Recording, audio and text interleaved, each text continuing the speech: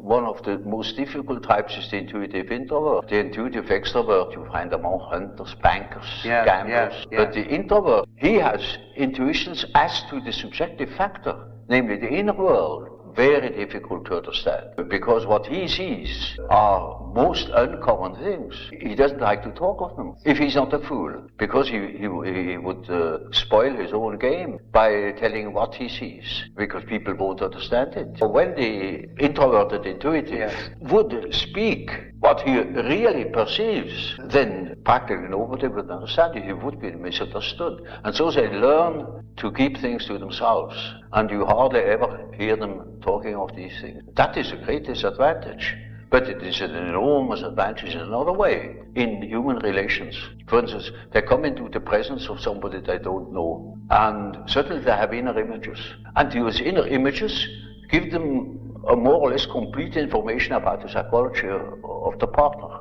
You know, that is. But in the case can also happen that they come into the presence of somebody who they don't know at all, not from Adam, and they know an important piece out of the biography of that person, and are not aware of it, and tell the story, and then the fat is in the fire.